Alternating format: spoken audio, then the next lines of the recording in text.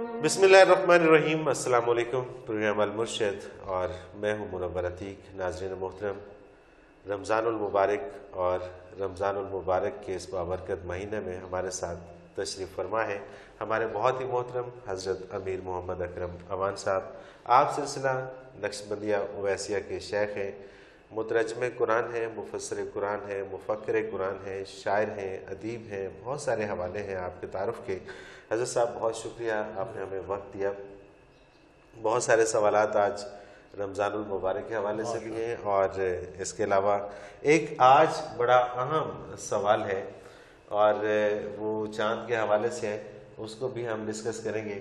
और नाज़रीन, ये इतना अहम सवाल है कि इसको आप ज़रूर देखिएगा। मुझे उम्मीद है कि ये प्रोग्राम में आज जो सवाल हम उठाएंगे, ये जो हमारे अरबाब इख्तियार हैं वो इसको गौर से सुनेंगे भी और इसके ऊपर इंशाअल्लाह ताला कोई ना कोई हल भी ज़रूर निकलेगा। ये चाँद के हवाले से सवाल है कि जो शवाल का चाँद नज़र आता है वो कैसे और कहाँ और दो दो ईदें क्यों होती हैं और उसको किस तरह से नज़र आना चाहिए, उसके हकीकी मानों में उसके बारे में अहकामात क्या हैं, ये आज हम आपको ज़रूर बताएंगे और आप प्रोग्राम ज़रूर देखिएगा। हज़रत जी, पहला सवाल शुरू करते हैं। मुअज़्ज़म अमीन है कराची से, ये लिखते हैं जी, अगर कोई शख्स ये इस्तेदाद रखता हो कि वो रोज़ाना कई अफराद को खाना खिला सकता हो तो और वो ये अमल रोज़ करता हो और ख़ुद रोज़ा ना रखता हो तो उसके बारे में क्या अहकामात है? देखिए, अल्हम्दुलिल्लाह रब्बिल आलमीन वस्सलातु वस्सलामु अला हबीबिही मुहम्मद व आलिहि व अस्हबिही अजमाइन। आऊज़ु बिल्लाहि मिनश शैतानिर रजीम, बिस्मिल्लाहिर रहमानिर रहीम। उसका लोगों को खाना खिलाना ये एक नेक अमल है और अगर वो अल्लाह की रज़ा के लिए करता है तो दोनों आलम में अजर पाएगा।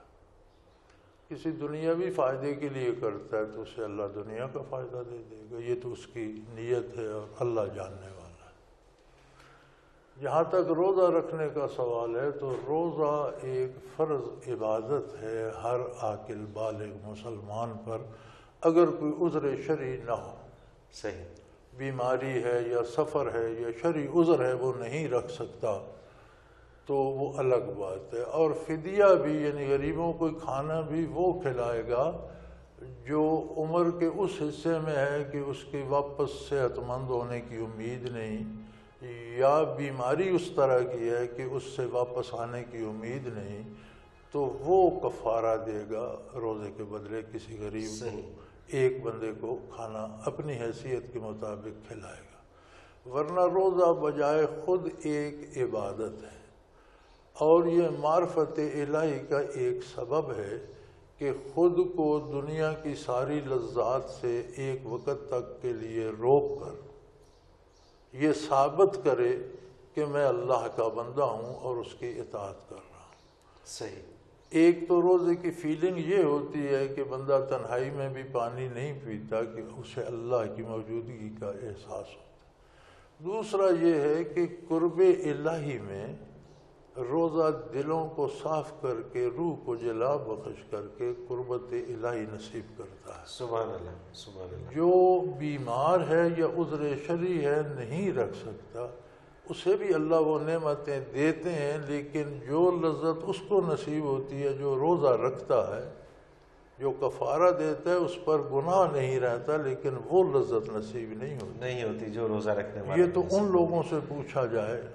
कि जो कभी रात भर सजदे किया करते थे और माजूर हो गए और कुर्सी पर बैठकर इशारे से नमाज पढ़ते हैं, वो बता सकते हैं कि सर ज़मीन पर रख कर सुबहान रब्बियल आला और कुर्सी पर इशारा करके सुबहान रब्बियल आला में क्या फ़र्क।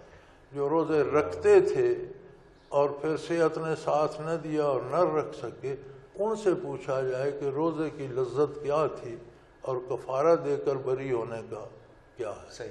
अच्छा हज़रत जी, इसमें कफ़ारा सिर्फ वही दे सकता है कि जिसकी सेहत इस हद तक बिगड़ चुकी हो कि जिसकी वापसी की उम्मीद ना हो। वापसी की इसके अलावा कफ़ारा वापसी की उम्मीद हो तो कज़ा करेगा। हाँ, साल बाद ठीक हो जाए, सही, तो जितने रोज़े रहेंगे वो कज़ा करेगा। कफ़ारा उसके लिए है جسے ایک اصطلاح میں پیر فرتوت کہتے ہیں، ایسا بوڑھا جس کے واپس آنے کی، صحت مند ہونے کی، یعنی کہ کفارے کی صرف ایک ہی شرط ہے، ایک ہی شرط، یا ایسی بیماری مثلا شوگر کا مریض ہے، وہ شوگر تو اسے نہیں چھوڑے گی، اس کی جان کو خطرہ ہے، تو اس طرح کے جو بیمار ہیں وہ کفارہ دیں گے۔ صحت مند آدمی وقتی طور پر بیمار ہو گیا یا سفر میں چلا گیا تو وہ قضا کرے گا۔ صحیح، وہ قضا کرے گا۔ اچھا جی، ایک اور سوال ہے شہباز حسن لاہور سے، یہ کہتے ہیں جی کہ روزہ رکھ کر عبادت نہ کی جائے، یعنی نمازیں اور دیگر ذکر نہ کیا جائے، تو کیا روزے کا ثواب اپنی جگہ موجود رہتا ہے؟ روزے کا ثواب اپنی جگہ رہے گا، ترک صلاۃ کا گناہ اپنی جگہ رہے گا۔ یہ ایسا ہی ہے کہ کسی ایک آدمی کا ایک پاؤں بھر گیا، صحیح، اب وہ سارے وجود پر تو غلاظت نہ ملے، اس پاؤں کو دھونے کی کوشش کرے۔ صحیح، یعنی کوئی عبادت، نماز رہ گئی تو ساتھ جھوٹ بولنا شروع نہ کر دے، نماز قائم کرے۔ بالکل صحیح۔ روزہ رہ گیا ہے، نمازیں پڑھ رہا ہے تو نمازیں اس لیے نہ چھوڑ دے کہ روزہ تو نہیں رکھا، کیوں پڑھوں، نمازیں پڑھے اور اگلے دن روزہ بھی رکھے۔ یعنی جو رہ گیا ہے، روزہ رکھا ہے نماز نہیں پڑھی تو کوشش کرے کہ نماز کو بھی قائم کرے، یہ نہیں کہ پھر نماز نہیں پڑھی تو اب روزہ کیا رکھنا، روزے کو بھی چھوڑ دے۔ صحیح، یعنی کہ روزہ رکھنا جو عمل وہ کر رہا ہے اس کا اجر پائے گا، صحیح، جو چھوڑ رہا ہے اس کی اس کا گناہ ہوگا، اللہ اسے سزا دے یا معاف کر دے، یہ اس کی مرضی۔ صحیح۔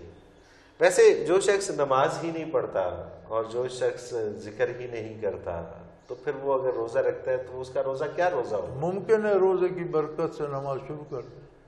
صحیح، دیکھیں نا، برائی مزید برائی کی طرف لے جاتی ہے، نیکی مزید نیکی کی طرف لے جاتی ہے۔ صحیح۔ تو اگر وہ روزہ رکھتا ہے شاید اسے کبھی خیال آ جائے کہ یار روزہ رکھ رہا ہوں تو نماز کیوں چھوڑ رہا ہوں۔ صحیح۔ اس لیے نیکی میں اصول یہ ہے کہ جو آپ کر رہے ہیں اسے نہ چھوڑیں، بلکہ جو رہ گئی ہے اس کی فکر کریں کہ اسے بھی ساتھ ملا۔ مطلب نیکی جہاں پر جیسے بھی آپ کر سکتے ہوں وہ ضرور جو کر رہے ہیں وہ تو کریں نا، جو رہ گئی ہے اس کی فکر کریں کہ اسے بھی ساتھ ملا۔ صحیح۔ حضرت جی، ایک سوال ہے، یہ شعیب اختر ہیں بکر سے، یہ کہتے ہیں جی اسلام میں سود حرام ہے، مگر آج کل کے دور میں پوری دنیا کی معاشیات بینکوں کے ایک تفصیلی نیٹ ورک سے جڑی ہوئی ہے۔ بینک اب کسی بھی ملک کے انتہائی اہم اداروں میں شمار ہوتے ہیں، مگر بینکنگ کے نظام کو سودی نظام کہا جاتا ہے۔ کیا اس صورتحال میں بینکوں سے لین دین، ان کی اسلامی معاشرے میں موجودگی اور ان کو ترقی کے لیے ناگزیر ٹھہرانا جائز ہے؟ گزارش یہ ہے جی کہ یہ بینکنگ مغرب سے شروع ہوئی تھی، اور مغرب میں اس کی ابتدا اس طرح ہوئی تھی کہ لوگ جو سونے کا کام کرتے تھے، جنہیں ہم آج کل سونار کہتے ہیں، یا سونے کی خرید و فروخت کرتے تھے، جن لوگوں کے پاس زائد رقم ہوتی ان کے پاس رکھوا دیتے تھے، صحیح، پھر جب ضرورت ہوتی تھی لے لیتے تھے۔ یہ ابتدائی شکل ہے بینکوں کی، ٹھیک ہے۔ رفتہ رفتہ اسے اہل مغرب نے بنیادی طور پر یہ شکل دی کہ بینک جو ہے اس رقم کا کوئی فائدہ بھی اٹھائے۔ صحیح۔ پھر رفتہ رفتہ وہ سود تک چلی گئی۔ پہلے تو یہ تھا کہ بینک تجارت کرے، اس رقم کو صرف کرے تو کچھ حصہ جس کی رقم ہے اس کو بھی دے، کچھ بینک رکھ لے۔ صحیح۔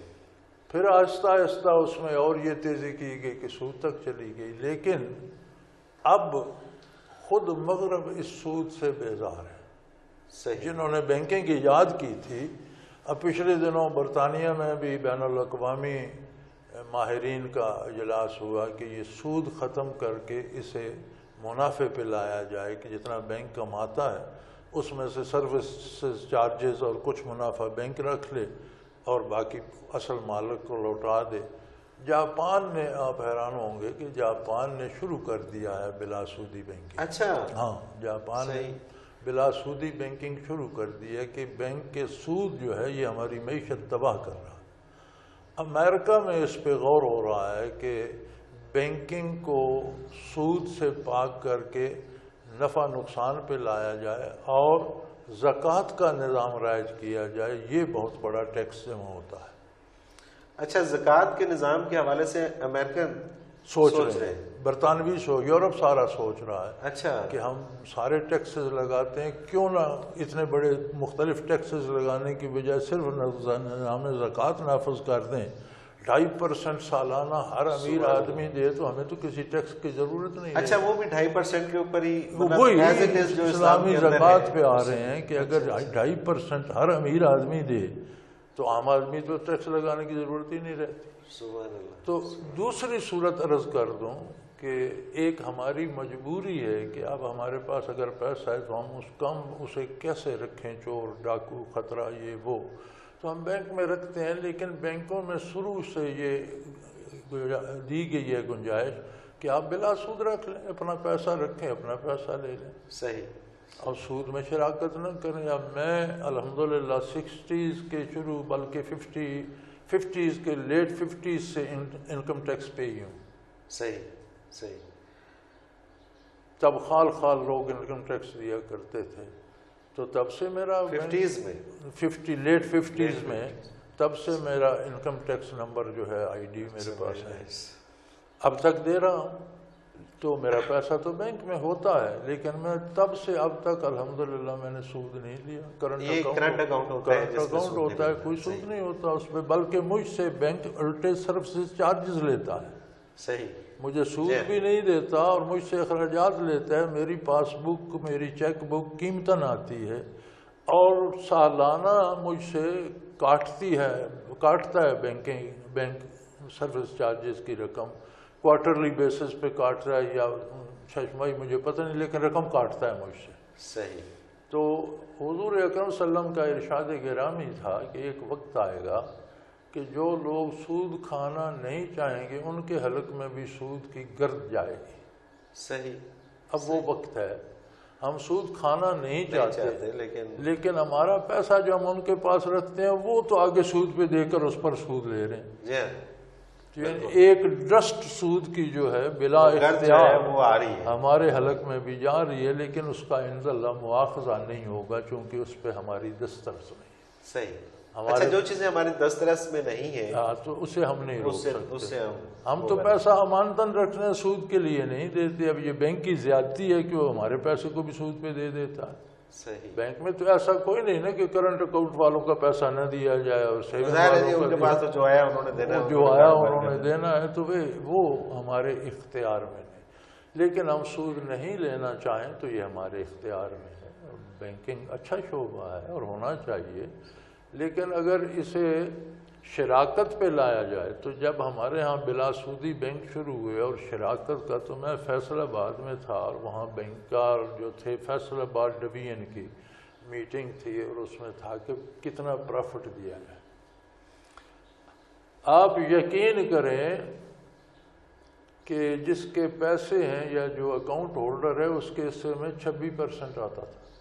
اچھا، 26% اس کے حصے میں آتا تھا کوارٹرلی۔ پھر وہ نیشنل بینک کو کنسلٹ کیا گیا تو انہوں نے کہا یار یہ غضب نہ کرنا، ساری دنیا پیسے نکلوا کر اس میں رکھ دے گی، بینک ختم ہو جائے گا باقی سسٹم، تو تم ایسا کرو کہ ہر سال کبھی 6%، کبھی 7، کبھی 5 دینا شروع کر دو، اور وہ ڈیسیژن ہر سال نیشنل بینک لیتا ہے کہ اس سال تم نے اتنا پروفٹ دینا ہے۔ یہ جو ہمارا بلا سودی چل رہا ہے یہ بھی سود پر ہے، یہ بھی سود پر ہے، مطلب اس میں بھی بلا سود والی کوئی بات نہیں۔ ناظرین محترم، آپ بھی اس پروگرام میں شامل ہو سکتے ہیں، آپ ہمیں اپنا سوال بھیج سکتے ہیں۔ اسکرین پر ہمارا نمبر بار بار ابھرتا ہے، آپ اس کو نوٹ فرما لیجئے، 0333 4955 اس پہ آپ ہمیں SMS کر سکتے ہیں اپنے سوالات، اور اگر آپ ای میل کے ذریعے ہم سے رابطہ کرنا چاہیں تو میل ایڈریس ہے almurshid313@hotmail.com۔ ایک مختصر سا کمرشل بریک اور اس کے بعد آپ کو بتائیں گے کہ شوال کا چاند نظر آنے کے حوالے سے کیا ہونا چاہیے اور کیا ہو رہا ہے۔ ایک مختصر سا کمرشل بریک، ہمارے ساتھ رہیے۔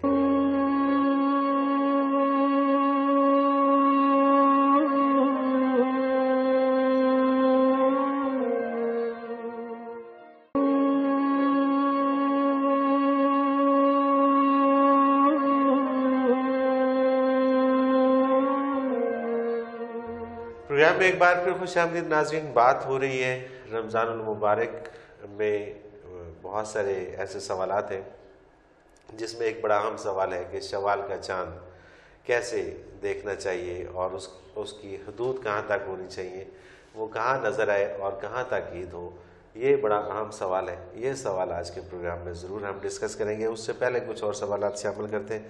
حضرت صاحب، زکوٰۃ کے حوالے سے بات ہو رہی تھی اور نظام، سودی نظام، تو اسی سے ملتا جلتا ایک سوال ہے۔ سید اظہر علی شاہ ہیں کراچی سے، یہ لکھتے ہیں جی زکوٰۃ کا جو نصاب اسلام میں بیان کیا گیا ہے اس کے مطابق 7.5 تولے سونا یا 52 تولے چاندی پر زکوٰۃ واجب ہے۔ حضور صلی اللہ علیہ وسلم اور خلفائے راشدین کے وقت 7.5 تولے سونے اور 52 تولے چاندی کی قیمت برابر تھی، جبکہ آج کل اس میں بہت بڑا فرق آ چکا ہے۔ تو کیا آج بھی احکامات وہی ہیں؟ نہیں، کہ سوال سونے اور چاندی کی قیمت کے آپس میں تناسب کا نہیں ہے۔ صحیح۔ سوال یہ ہے کہ ایک بندے کے پاس اتنی دولت سونے کی صورت میں یا چاندی کی صورت میں یا سرمایہ کی صورت میں اتنی ہے کہ وہ اپنی گزر بسر کر کے زکوٰۃ بھی دے سکتا ہے۔ سونے اور چاندی کی قیمت کا تقابل نہیں ہے، بندے اور اس کے پاس سرمایہ کا اندازہ ہے کہ اس کے پاس اتنا سرمایہ ہے کہ وہ اس پر زکوٰۃ دے سکتا ہے، تو اس پر زکوٰۃ واجب ہے۔ ہاں دیکھیے نا، 52 تولے چاندی اگر کسی کے پاس یا اس سے برابر کسی کے پاس اگر ہے تو وہ اس پہ زکوٰۃ، تو وہ اس چاندی پہ زکوٰۃ دے گا۔ اچھا، 7.5 تولے سونا ہے تو اس پر سونے پہ زکوٰۃ دے گا۔ اچھا، اگر اس سے کم ہے تو اس پر زکوٰۃ نہیں۔ اچھا، ایسا نہیں ہے کہ اس کی جائیداد جو ہے وہ اگر اس سے کم یا زیادہ بنتی ہے؟ جائیداد کا الگ نصاب ہے۔ اچھا، وہ الگ ہے۔ اگر زمین ہے، کاشتکاری ہے تو عشر دے گا۔ ٹھیک ہے۔ اگر وہ خود پانی کنویں سے یا ٹیوب ویل سے لگاتا ہے تو 20واں حصہ دے گا۔ صحیح۔ قدرتی بارش پہ فصل ہوتی ہے تو اس کا 10واں حصہ دے گا۔ اچھا اچھا، یہ زمین کا آ گیا۔ صحیح۔ اگر اس کے پاس سرمایہ ہے اور 1 سال وہ سرمایہ استعمال میں نہیں آتا، 100 روپیہ بھی اس کے پاس ہے اور 100 یا 40 روپے اس کے پاس ہے، تو وہ 40 روپے سال بھر اس کے استعمال میں نہیں آتے، سرپلس پڑے تو ان میں سے 1 روپیہ زکوٰۃ دے گا۔ صحیح صحیح، یعنی کہ وہ انٹائرلی ڈفرینٹ چیز ہے۔ وہ انٹائرلی ڈفرینٹ، اس کو اس سے منسلک کرنا کہ اگر یہ درست نہیں، یہ درست نہیں۔ یہ درست۔ اصل میں لوگوں کو یہ ابہام ہے، وہ لوگ یہ سمجھتے ہیں، اور مجھے بھی اس سوال سے جو ایک ذہن میں چیز آتی ہے وہ یہی کہ شاید 7.5 تولے یا اس کے برابر آپ کے پاس اگر جائیداد ہے اور یا اسی طرح سے مطلب اس کا جائیداد کا الگ ہے۔ اب آپ کے پاس گھر ہیں، ایک گھر میں آپ رہتے ہیں، وہ 10 کروڑ کا رہے ہیں، اس پہ زکوٰۃ نہیں۔ صحیح۔ ایک گھر آپ کے پاس ہے، اس سے آپ بزنس کرتے ہیں، کرایہ لیتے ہیں، تو پھر اس کی مالیت کے مطابق زکوٰۃ آئے گی۔ صحیح صحیح، اسے آپ بزنس کے طور پر استعمال کر رہے ہیں۔ بالکل صحیح، جس طرح سے ٹیکس لگا رہے ہیں، جس طرح ٹیکس لگا رہے ہیں، جو رینٹ آؤٹ کیا ہوا ہے اس کا ٹیکس اور ہے، جس میں آپ رہتے ہیں وہ تو ٹیکس اور یہ جو ہے، یہ معیار جو ہے یا رقم کا جو معیار ہے یہ ہے کہ ایک بندے کے پاس اب 40 روپے ہیں اور وہ سال بھر انہیں استعمال نہیں کرتا، یعنی اس کے پاس اتنا اور ہے کہ 40 پڑے تو وہ 40 میں سے 1 روپے اللہ کی راہ میں دے گا سال کے بعد۔ صحیح، بالکل۔ 100 ہے تو اس میں سے 2.5 دے گا، 1000 ہے تو اس میں سے۔ اب جو رقم استعمال ہو رہی ہے اس پر زکوٰۃ آج رقم آئی ہے۔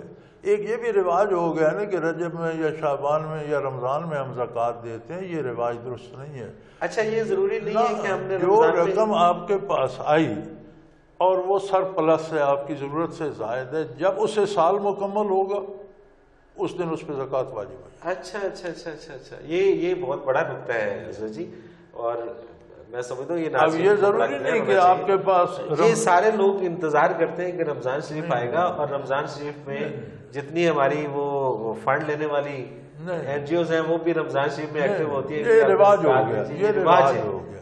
مطلب رقم آپ کے پاس کبھی بھی آ سکتی ہے۔ صحیح۔ آپ کے پاس اگر وہ آپ کے سال میں خرچ ہو جاتی ہے، استعمال ہو جاتی ہے، ٹھیک ہے۔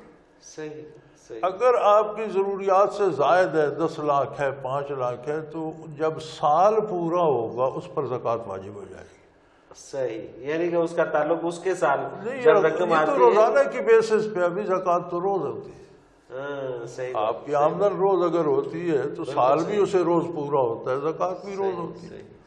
یعنی جو سرپلس رقم آپ کے پاس آ جاتی ہے اور وہ سال بھر استعمال نہیں ہوتی، آپ کی ضرورت سے زائد ہے، سال کے بعد 2.5 روپے سینکڑا اس میں سے اللہ کی راہ میں۔ سبحان اللہ، سبحان اللہ۔ یعنی کہ یہ حکومتی ٹیکس نہیں ہے جو جون میں یہ روزانہ کی، اور اگر ہے۔ اصل بات یہ ہے کہ اسلامی ریاست پر واجب یہ ہے کہ وہ نظام زکوٰۃ رائج کرے اور اپنی ضروریات کو زکوٰۃ سے پورا کرے، تو کروڑوں اربوں روپے روزانہ کی اسے یہ آمدن ہے۔ سبحان اللہ۔ پھر زکوٰۃ سے آپ اپنا قرض اتار سکتے ہیں، سود میں زکوٰۃ نہ دیں۔ صحیح۔ آپ اپنے فلاحی جتنے ادارے ہیں، اسپتال، سکول، وہ بنا سکتے ہیں، آپ اپنی فوجی اخراجات پورے کر سکتے ہیں، اور اسلامی ریاست کو ٹیکس لگانے کی اجازت وہاں ہے جہاں زکوٰۃ پوری نہ ہو رہی ہو، تو بہتر ہے پہلے والنٹیئر سے پیسہ مانگا جائے، صحیح، بجائے ٹیکس لگانے کے، صحیح، کہ صاحب ثروت کو اپیل کی جائے۔ اگر اس سے وہ خرچ پورا ہو جائے تو عام آدمی پہ ٹیکس نہ لگائے، لیکن اس سے بھی پورا نہیں ہوتا تو وہ ضرورت پوری کرنے کے لیے ٹیکس نافذ کر دیں۔ جب وہ ضرورت ختم ہو جائے ٹیکس ختم ہو جائے گا۔ سبحان اللہ، کتنا خوبصورت نظام ہے، ہم کہاں پھنسے ہوئے۔ اگر وہ ضرورت آپ کی ہنگامی تھی، جنگ ہو گئی، لڑائی ہو گئی، بغاوت ہو گئی، اس پہ خرچ آ گیا، آپ نے ٹیکس لگایا، جب وہ ضرورت پوری ہو گئی ٹیکس ختم ہو جائے گا۔ صحیح چیز آپ درآمد کرتے ہیں ریاست اسلامی باہر سے، تو حکومت اس پر ایک دفعہ ٹیکس لے سکتی ہے جب سرحد سے آتا ہے، صحیح، پھر اس پر کوئی ٹیکس نہیں۔ یا تو یہ حال ہے نا جی کہ زمین پہ ٹیکس ہے، کھاد پہ ٹیکس ہے، ڈیزل پہ ٹیکس ہے، ٹریکٹر پہ ٹیکس ہے، پھر جب وہ فصل ہوتی ہے تو آپ پھٹی بیچنے جاتے ہیں، اس پہ ٹیکس ہے، روئی بنتی ہے الگ ٹیکس ہے، دھاگا بنتا ہے الگ ٹیکس ہے، کپڑا بنتا ہے الگ ٹیکس ہے، کپڑا ہول سیل میں جاتا ہے الگ ٹیکس ہے، ریٹیلر کے پاس جاتا ہے الگ ٹیکس ہے، خریدنے جاتے ہیں تو پھر ٹیکس دو۔ یہ تو ٹیکس ہی ٹیکس ہے یہاں پر، اس کی اجازت اسلام نہیں دیتا۔ صحیح۔ حضرت جی، آج کا بڑا اہم سوال اور جس کا انتظار یقیناً بہت سارے میرے ناظرین کو بھی ہے، ندیم ہاشمی کی طرف سے یہ سوال ہے۔ ندیم ہاشمی لکھتے ہیں کہ جی، ہمارے ہاں ہر رمضان میں جب عید کا چاند دیکھنا ہوتا ہے، شوال کا چاند جب دیکھنا ہوتا ہے، تو اکثر ملک میں 2 جگہ عید ہوتی ہے، کہیں پہلے نظر آ جاتا ہے کہیں بعد میں، اور یہ جھگڑا تقریباً ہر سال رہتا ہے۔ اگر چاند نظر آتا ہے کراچی میں اور اس میں ہم وہ کہتے ہیں کہ جی، ہم یہ مثال، یہ ایگزامپل کر لیتے ہیں کہ کیونکہ وقت کا ڈفرینس ہے کہ آدھا گھنٹہ لیٹ ہے کراچی میں، آدھا گھنٹہ بعد مغرب ہوتی ہے۔ اگر ہم یہ تعین کر لیں کہ بھارت پاکستان کا حصہ ہے اور ایک ہی وزیر اعظم ہے یا ایک ہی ملک ہے، تو کراچی میں اور انڈیا سے اگر ہم انڈیا کی اگر ہم بات کرتے ہیں، وہ سارا ہم اس میں شامل کر لیں، 2 گھنٹے کا بھی فرق آتا ہے۔ تو کراچی میں اگر چاند نظر آ جاتا ہے، وہاں کسی جگہ نظر نہیں آتا، تو کیا حکومت یہ اعلان کر سکتی ہے کہ سب جگہ پہ عید ہونی چاہیے؟ یا اسی طرح سے اگر کوئی فرق لاہور اور کراچی کے اندر آتا ہے تو کیا 2 عیدیں ہو سکتی ہیں ایک ملک کے اندر؟ کیا اس کا نظام کیا ہونا چاہیے؟ گزارش یہ ہے، نبی علیہ الصلوۃ والسلام نے جو ارشاد فرمایا وہ بہت خوبصورت ہے۔ آپ صلی اللہ علیہ وسلم نے فرمایا، یہ صرف عید کی بات نہیں ہے، ہم اس کو نوٹ نہیں کرتے، روزہ رکھنے میں بھی فرق آتا ہے، کوئی ایک دن آج رکھتا ہے، کوئی کل۔ جی ہاں، لیکن وہ تو روزہ رکھنے کی بات ہوتی ہے، پوچھتے ہم نہیں، اہمیت اس کی بھی صحیح، بالکل صحیح۔ تو حضور صلی اللہ علیہ وسلم نے فرمایا، صوموا لرؤیتکم افطروا لرؤیتکم او کما قال رسول اللہ صلی اللہ علیہ وسلم، اپنی دید پر اپنا چاند دیکھ کر روزہ رکھو، اپنا چاند دیکھ کر افطار کرو۔ یہ اپنا سے کیا مراد ہے؟ اس کا مطلب ہے کہ ٹائم زون کے ساتھ چاند کے اوقات بدلتے جاتے ہیں۔ جس زون میں آپ ہیں اس میں چاند نظر آیا تو آپ روزہ رکھیں، صحیح۔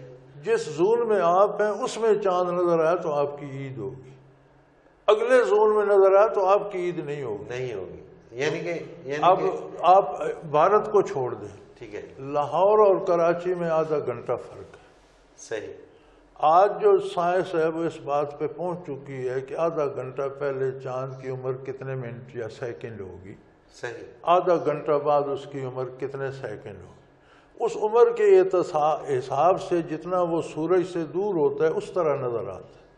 عین ممکن ہے کہ اس دن چاند لاہور نظر نہ آنا ہو، لیکن آدھ گھنٹے بعد چاند کراچی نظر آ جائے۔ صحیح۔ تو یہ جس طرح سن زون ہے جی جی، کہ کہاں کتنے بجے صبح ہوگی، آپ ہر جگہ تو فجر کی نماز ایک وقت میں نہیں پڑھ سکتے، سوال ہی پیدا نہیں ہوتا جی، وہ تو اسی طرح آپ چاند کے بھی زون بنائیں۔ صحیح، کہ اگر چاند کراچی یا چاند مردان یا چاند پشاور یا چاند پنڈی میں نظر آتا ہے تو اس کا زون کیا ہے، کتنے ایریے میں عید ہونی چاہیے۔ صحیح، یعنی کہ اس کا زون یہ ان کے ساتھ سائنٹسٹ کے ساتھ مل کے بنایا جا سکتا ہے۔ یہ طول بلد میں بنے گا زون، صحیح، قطب جنوبی سے قطب شمالی تک یہ زون بنتا ہے۔ صحیح ہے، اب اس طرح ہوتا ہے نا، اب یورپ اور امریکہ کے کچھ علاقے اس زون میں آتے ہیں جس میں سعودی عربیہ ہے، صحیح، طول بلد ہے نا، بالکل صحیح، وہ اس کے ساتھ عید کرتے ہیں۔ کچھ دوسرے زون میں آتے ہیں جس میں موراکو وغیرہ ہے، صحیح، وہ اس کے ساتھ عید کرتے ہیں۔ تو یہ چاند کے زون ہونے چاہیے۔ پاکستان کا بھی کیا ایک زون بن سکتا ہے؟ یا پاکستان میں زون دو ہیں تو عیدیں دو ہوں گی، تو روزے بھی مختلف، ایک دن پہلے ایک دن بعد رکھا جائے گا۔ جب چاند وہاں نظر آتا ہے تو رمضان شروع ہوتا ہے، صحیح، جب چاند نظر آتا ہے تو شوال شروع ہوتا ہے۔ تو جن علاقوں میں نظر آنا ممکن ہی نہیں، ان میں عید کیسے ہو؟ کیسے ہو سکتی ہے؟ مطلب یہ اگر کراچی میں اور نظر آ یہ جاتا ہے، کیسے ممکن ہے کہ آپ روئے زمین پر نماز ایک وقت میں نہیں پڑھ سکتے، پورے ملک میں ایک وقت پر نہیں پڑھ سکتے؟ بالکل صحیح، آپ پورے ملک میں صبح یا شام ایک وقت پر نہیں کر سکتے تو ایک وقت پر عید کیسے کر سکتے ہیں؟ ایک زون میں ایک عید ہوگی، بالکل صحیح، خواہ مختلف علاقوں میں 10 عیدیں ہوں، 2 ہوں، 4 ہوں۔ کیونکہ بڑے واضح احکامات ہیں کہ اپنا چاند دیکھ کر عید کرو، اپنا چاند دیکھ کر روزہ رکھو، اپنا چاند دیکھ کر عید کرو، اپنا سے مراد ہے اپنا زون، اپنا زون، اور یہ زون کا تعین کرنا بہت ضروری ہے۔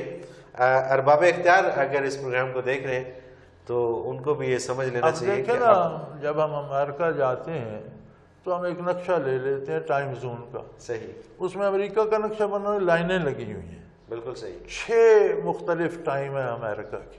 بالکل کہ صحیح، آپ اس شہر میں تو وقت یہ ہوگا، اس میں یہ ہوگا، اس میں یہ ہوگا، اس میں اس طرح چاند کے بھی زون بن سکتے ہیں کہ اس علاقے میں یہ چاند ہے، اس علاقے میں اگلے دن ہوگا، اس علاقے میں اگلے دن ہوگا۔ بالکل صحیح، بالکل صحیح۔ تو پھر جھگڑے کی بات ہی ختم ہو جاتی ہے۔ ناظرین محترم، کتنا مختصر سا اور کتنا خوبصورت جواب ہے، اور یہ جھگڑے کو ختم کرنے کے لیے ایک سمپل سا طریقہ ہے کہ چاند کا زون کا تعین کیا جائے اور وہ زون ڈیسائیڈ کر دیے جائیں، تو پھر یہ میرا خیال ہے کبھی بھی مسئلہ نہیں ہوگا۔ اگر آپ بھی اس پروگرام کا حصہ بننا چاہیں، ہمیں کوئی اپنا سوال بھیجنا چاہیں، تو آپ اپنا ہمارا ای میل ایڈریس بار بار اسکرین پہ ابھر رہا ہے، ہمارا فون نمبر بھی ابھر رہا ہے، آپ نوٹ فرما لیجیے 0333 4955 اس پہ آپ ہمیں SMS کر سکتے ہیں۔ ای میل ایڈریس ہمارا نوٹ فرما لیجیے almurshid313@hotmail.com۔